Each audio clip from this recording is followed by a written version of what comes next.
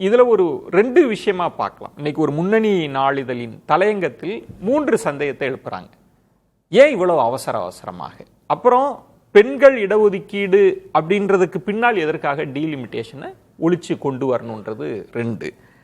Clarity இல்லை. நீங்க வாய்வழி உத்தரவுக்கு என்ன இருக்குன்ற கேள்வியும் இருக்கு. அதுல முக்கியமா அவங்க சொல்றது மக்கள் தொகை வரையறை அப்படின்னு இதற்கு முன்பு இருந்ததுல அது அரசமைப்பு, அது பாதுகாக்கப்பட்டது. இன்னைக்கு நாடாளுமன்றத்தை கையில கொடுத்து அங்க ஒரு சின்ன திருத்தம் நடக்குது, அது ஒரு பெரிய பாதிப்பை ஏற்படுத்தும் அப்படின்னு. இந்த மசோதா, இந்த கிளாரிட்டி நமக்கு ஒரு ஃபார்முலா கிடைக்காட்டியும் விதிகள் திருத்தத்தின் மூலமாக ஒன்னு அரைவ் பண்றாங்க. என்ன நடக்கும், என்னென்ன விதிகளை திருத்துறது, அதுதான் அந்த தலையங்கம் பேசுறது. அதுல அவங்க சொல்லுவது கிட்டத்தட்ட இந்தி பேசுற மாநிலங்கள்னு எடுத்துட்டா 207 இருக்கு, அது 366ஆக உயருது, 77% உயருது. அப்ப அவங்களோட பலம்ன்றது 38% இருக்கிறது 43% மாற்று. இங்க இந்த கணக்கு ரொம்ப முக்கியமானது. நம்ம தென் மாநிலங்கள் 132ல இருந்து 176 மாறுது, கிட்டத்தட்ட 33% அதிகமாகுது. ஆனா விகிதாச்சாரம்னு நீங்க பாத்தீங்கன்னா 14 இருந்தது 13 குறையுது. கிட்டத்தட்ட அங்க ஏறி இருக்கு, இங்க குறைஞ்சிருக்கு. இதுல இருந்து நம்ம பேச்ச தொடங்கலாம். முதல்ல இந்த மசோதா எவ்வளவு நாளைக்கு பிறகு எடுக்கப்படுதுன்னா 50 வருஷத்துக்கு பிறகு எடுக்கப்படுது. அவசரமாலாம் யாருமே எடுக்கல. டீலிமிட்டேஷனை 1976 வருஷம் ஒரு 25 வருஷத்துக்கு பண்ண வேண்டாம் அப்படின்னு அன்னைக்கு முடிவு பண்ணிட்டாங்க. ஒரு 25 வருஷம், ஒரு தலைமுறை போச்சு. அரசியல் சாசனம் என்ன சொல்லுது? ஒவ்வொரு சென்சஸ் எடுத்த பிறகும் அந்த சென்சஸ் அடிப்படையில் நீ டீலிமிட்டேஷன் பண்ணணும் அப்படின்னு சொல்லியிருக்கு. அப்படிதான் 1951, 61 நடந்தது. 71 வச்சு அந்த சென்சஸ் வச்சு ஒன்று பண்ண பிறகு 76 ஒரு சட்டத்தை கொண்டு வந்து 25 வருஷத்துக்கு நம்ம டீலிமிட்டேஷனே பண்ண வேண்டாம், இப்ப எம்பியா இருக்கிறவங்களே திரும்ப இருந்துக்கங்க, இதுல எந்த மாற்றமும் வேண்டாம்னு ஒன்று கொண்டு வந்தாங்க. அடுத்து இன்னொரு 25 வருஷம் டீலிமிட்டேஷனே பண்ண வேண்டாம் அப்படின்னு சொல்லி 50 வருஷம் 2 தலைமுறையோட அரசியல் கனவுகளை புதைச்சாச்சு. இப்போ இதை அந்த அரசாங்கம் எடுக்குது. 50 வருஷம் கழிச்சு எடுக்கிறது அவசரமா எடுக்கிறதா? இந்த அரசாங்கம் 2 விஷயத்த பண்ணுது. இல்ல, இதுல முக்கியமான இடத்துக்கு வரீங்க. ஒவ்வொரு முறை ஏன் முடக்கப்பட்டதுன்றதுக்கான காரணம் என்னன்னா ஒரு பெரிய இம்பேலன்ஸ் இருக்கு.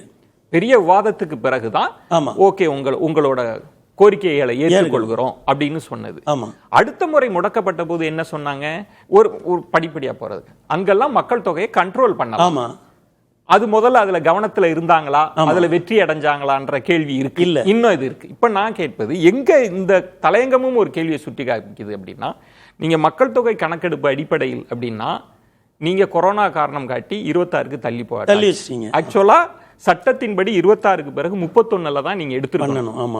இல்லன்னா 26ல இப்ப எடுக்கிறதையாவது வச்சுக்கணும். ஆனா 29 தேர்தலுக்கு இது சிக்கலா வரும். அதனால நான் 21 எடுத்துக்கிறேன், எனக்கு தோதா எடுத்துக்கிறேன்ற ஒரு அரசியல் ஆட்டம் இருக்கு. இதுல மக்கள் தொகை கணக்கெடுப்பே வரலையே. இருக்கிற சீட்டு ஒவ்வொரு மாநிலத்திலும் எவ்வளவு சீட்டு இருக்கோ அதுல அப்படி 50% ஏத்துறாங்க.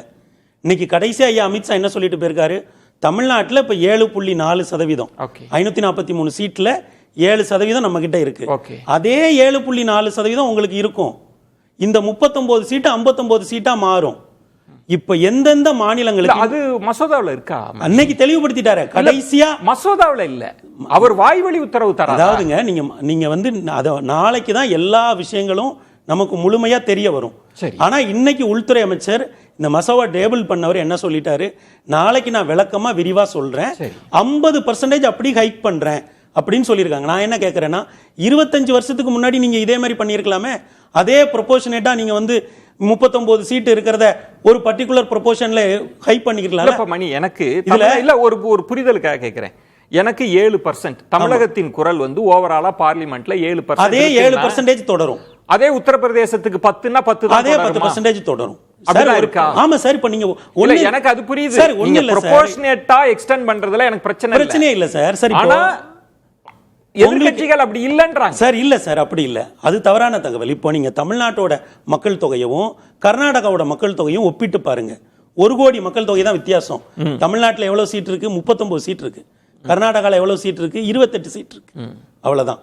இப்ப நாளைக்கு அவங்களுக்கு எவ்வளவு கூட போகுது? 42ல நிக்க போறாங்க. நம்ம எங்க போய் நிக்க போறோம்? 59ல போய் நிக்க போறோம். இது நீங்க மாநில எனக்கு எண்கள் விளையாட்டே வேண்டாம். அதே பெர்சன்டேஜ் தானே, பெர்சன்டேஜ் மெயின்டைன் ஆக போகுது. அதே பெர்சன்டேஜ் தானே. இப்ப இந்த கணக்கு இந்த தலையங்கம் இந்த பெர்சன்டேஜ் என்ன பெர்சன்டேஜ்னு சொல்றேன். 1971 மக்கள் தொகையை வச்சு ஒரு பெர்சன்டேஜ் பிரிச்சாங்க இல்லையா, அந்த பெர்சன்டேஜ் இன்னைக்கு அப்படி தொடருது. நீங்க 2021 மக்கள் தொகை இல்ல, அதாவது 1971 2001 வச்சுதான் தொகுதி மறுவரையையும் அந்த எல்லைகளையும் வகுத்ததற்கான இந்த 2 டேட்டா தான் இருக்கு. இன்னைக்கு இந்த விதிகள் திருத்தத்துல இப்ப தென் மாநிலங்களுக்கான உயர்வு இருக்குல்ல, அது படிப்படியாக உயர்த்தப்படும்ன்ற கிளாஸை இவங்க திருத்துறாங்க. ஐயா, அங்கதான் இந்த தலையங்கம் கொஸ்டின் இல்லையா. அந்த தலையங்கமே அது ஒரு கற்பனையில ஒரு ஊகத்துல அந்த தலையங்கத்தை எழுதுறான். நான் உங்களுக்கு தெளிவா சொல்றேன்.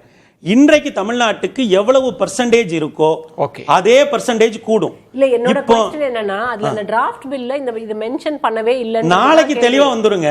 இல்ல, நாளைக்கு நீங்க என்ன சொல்றீங்க? நான் என்ன சொல்றேன், இன்னைக்கு உள்துறை அமைச்சர் தெளிவா சொல்லிட்டாரு. அது வந்து 50% நாங்க அப்படி ஹைக் பண்றோம்னு சொல்லிட்டாரு. இப்ப இந்த மசோதா நிறைவேறின பிறகு பாராளுமன்றம் எப்படி இருக்கும்னு சொல்றேன் கேளுங்க. 33% பெண்கள் இருப்பாங்க, 24% ஒடுக்கப்பட்டோர் இருப்பாங்க. எவ்வளவு சார் ஆச்சு? 57% இந்த நாட்டுல சபால்டன் பீப்புள் வந்து பார்லிமெண்ட்டுக்குள்ள இருப்பாங்க. அது சிக்கல் இல்ல. 57 இல்ல அது சிக்கல் இருக்கிறதுல உங்களுக்கு என்ன இல்ல, அது சிக்கல் இல்ல, அது சிக்கல் இல்ல. நீங்க சொல்றபடி அந்த 33% 21%ல எத்தனை பேர் தென்னகத்தில் இருந்து வர போறாங்க சார்? அதே 7% சார். சார் நீங்க இத்தனை வருஷமா எவ்வளவு சார் போனீங்க? 7% தானே. அந்த 7%ல கை வச்சாதானே நீங்க ஏன் இவ்வளவு எதிர்க்கட்சிகள் வந்து குழப்பத்தை உண்டாக்குறாங்க? 50% ஹைக்கு, 80 சீட் இருக்கிற உத்தரப்பிரதேசத்துக்கு 50% எவ்வளவு? 40 சீட்டு கூடும், 120 சீட்டா மாறும். ரொம்ப எளிமையான ஃபார்முலா, ரொம்ப எளிமையான ஃபார்முலா. இப்போ 42 சீட் இருக்கக்கூடிய மாநிலத்துக்கு வெஸ்ட் பெங்காலுக்கு 21 சீட்டு கூடும். 50 உயர்த்துறாங்க. 50% ஒவ்வொரு மாவட்டத்திலயும் ஒவ்வொரு மாநிலத்திலயும் அவங்க கூட்ட போறாங்க. சோ அப்ப ஓவராலா நம்பர்ஸ் இன்கிரீஸ் ஆக போகுது, நம்பர் தான் இன்கிரீஸ் ஆக போகுது. பெர்சன்டேஜ் ஹோல்ட்ல தான். பெர்சன்டேஜ் அப்படிதான். இந்த பெர்சன்டேஜ் எதை வச்சு முடிவு பண்ணப்பட்டது? 1971 பாப்புலேஷன் வச்சு முடிவு பண்ணப்பட்டது. நீங்க 50 வருஷமா அதை பண்ணாமலே இருந்தீங்க. இன்னைக்கு ஒரு கட்சி அதை பண்ணுது. சோ அப்ப தென்னகத்தின் குரல்லாம் எங்க ஒடுக்க போறாங்க? இப்போ 28 சீட் இருக்கக்கூடிய கர்நாடகா 42 சீட்டா மாறப்போகுது.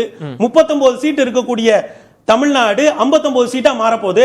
42 சீட் இருக்கக்கூடிய வெஸ்ட் பெங்கால் 21 சீட்டு கூடி எல்லாத்துக்கும் பாதிய போட்டு கூட்டிக்க வேண்டியது. அப்படி 50% நீங்க கூட்டிக்க வேண்டியதானே. இதுல பெர்சன்டேஜ் எங்க போகுது? யாரோட வாய்ஸ் அடிபடுது? ஒண்ணுமே இல்லையா. நீங்க கற்பனையா எதையாவது சொன்னீங்கன்னா அதுக்கு என்ன, யார் பொறுப்பேற்க முடியும்? எனக்கு முக்கியமான முன்னணி நாளிதழ்கள் சந்தேகத்தை விதைச்சிருக்கிறாங்க, எதிர்க்கட்சிகள் சந்தேகத்தை. பாராளுமன்றத்தில் உள்துறை அமைச்சர் சொல்லிட்டு போறாரு சார். அது வாய்வழி உத்தரவு தான் சார். பாராளுமன்றத்தில் சொல்றாரு. பாராளுமன்றத்தில் வாய்வழி சார் நாளைக்கு விளக்கம் கொடுக்கறேன்றாரு. அதே 7.4% தொடரும் சொல்றாரு. சோ நம்புங்க, இதுதான் இருக்கு. 50%ங்கிறது உறுதியான பிறகும் நீங்க ஐயத்தை எழுப்புனீங்கன்னா அந்த இப்ப இந்த சென்சஸ்க்கும் இதுக்கும் என்ன சம்பந்தம் இருக்கு? இந்த சென்சஸ் காஸ்ட் ரீதியா வரப்போகுது. இப்ப என்னெல்லாம் மாற்றம் வரப்போகுதுன்னு பாருங்க. காஸ்ட் சென்சஸ் இவங்க இவ்வளவு நாள் பண்ணல, இப்ப அவங்க பண்ண போறாங்க.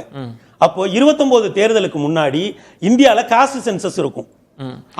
நீங்க 26ல இப்ப எடுக்கிறீங்கல்ல, இத வச்சே வரையறை செய்யலாம். ஏன் முன்கூட்டியே எடுத்து வைக்கிறது? 26 முடிச்சிட்டு நீங்க செஞ்சீங்கன்னா அது நீங்க நான் என்ன கேக்குறேன்னா தள்ளி போடுறீங்கன்றீங்களா? அதான் சார். இல்ல, ஏன் 50 வருஷமா பண்ணாம இருந்ததை இன்னைக்கு பண்றாங்களேன்னு கேப்பீங்களா? நீங்க இன்னும் இத இன்னும் 2 வருஷம் தள்ளி போட்டு இந்த சென்சஸ் முடிஞ்ச பிறகு பண்ணுங்கன்னு சொல்லுவீங்களா?